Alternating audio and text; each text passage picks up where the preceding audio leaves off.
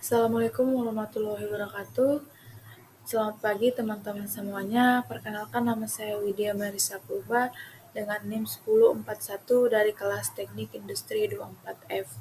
Nah, di sini saya ingin memaparkan beberapa materi mengenai proses manufaktur yang dimana diampu oleh dosen pengampu Insinyur Fatur Rahman, SPD, MD, dan Pak Cipto Ramadhani Yusuf, STMT. Nah, selanjutnya yang pertama masuk dalam pengantar manufaktur modern. Apa sih definisi manufaktur tersebut?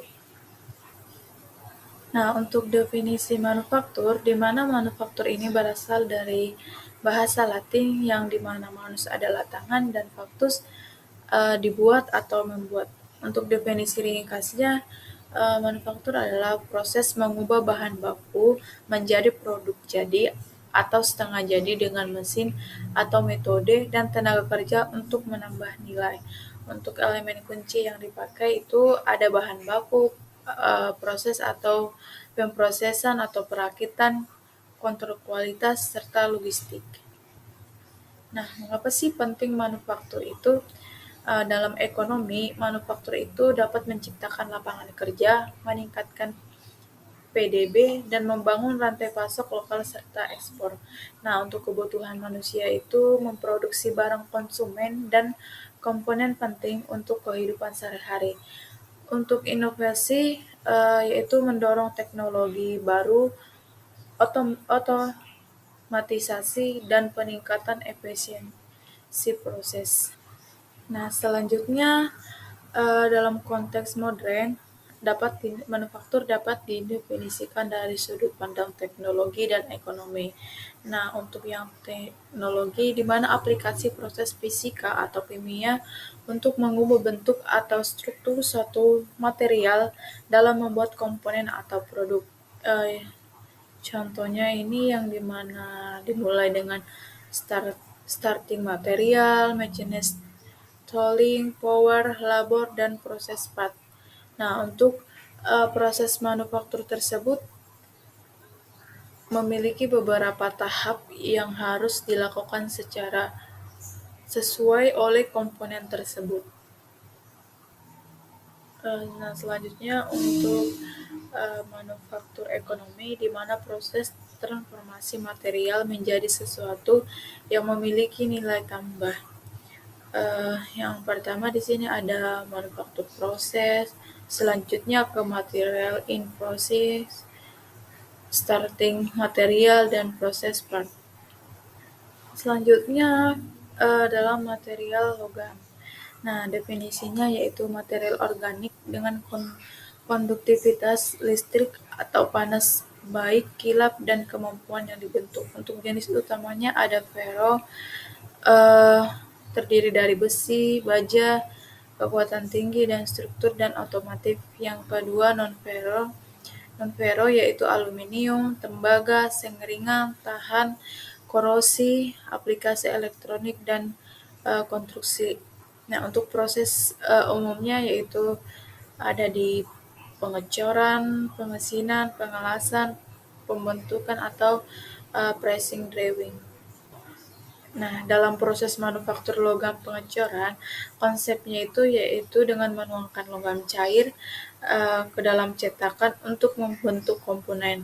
Nah, contoh produknya yaitu ada blok mesin, komponen otomotif, impeller, peralatan rumah tangga lainnya. Nah, untuk keunggulannya ini yaitu mampu menghasilkan bentuk kompleks dan efisien untuk volume besar. Dan untuk keterbatasannya itu kualitas permukaan dan toleransi presisi kadang memerlukan finishing atau tambahan. Nah, selanjutnya untuk proses manufaktur logam dalam pemesinan, yaitu konsepnya untuk menghilangkan material dari benda kerja dengan alat potong untuk mencapai bentuk dan presisi. Nah, untuk jenisnya ada mesin bubut, ada press atau milling, ada drilling, dan ada grinding, yang dimana press atau milling yaitu permukaan datar dan fitur kompleks, drilling yaitu lubang presisi, dan grinding adalah toleransi tinggi dan permukaan halus. Nah, untuk aplikasinya ada baut, poros, komponen presisi untuk mesin dan alat. Nah, dalam pengecoran atau pondasi bentuk, proses material cair ke cetakan dan bentuk padat. Untuk pengecoran logam, terdiri dari besi, aluminium, dan pengecoran plastik ada polimer, cair, atau bubuk. Untuk hasil komponennya, mesin suku cadang ini merupakan produk yang berongga. Nah, selanjutnya pada material plastik, definisinya adalah material polimer atau sintetik atau semi-sintetik yang dapat dibentuk dengan panas atau reaksi kimia. Untuk jenisnya ada termoplastik, termoset, yang dimana termoplastik ini dapat dilelehkan dan dibentuk ulang. Contohnya ada PET, ada PVC, dan PP. Selanjutnya untuk termoset yaitu eh, mengeras permanen setelah diproses. Ya, contohnya ada epoxy dan bakelit. Untuk proses utamanya yaitu injection molding, blow molding, instruksi, dan thermoforming. Selanjutnya untuk teknologi pengecoran plastik atau cetakan injeksi, yang pertama ada prinsipnya pelet, leleh, injeksi, bertekan ke rongga cetakan. Selanjutnya kelebihannya presisi presisi tinggi, siklus cepat, dan produksi massal. Untuk material umumnya ada ABS, PP, PVC, neon PET.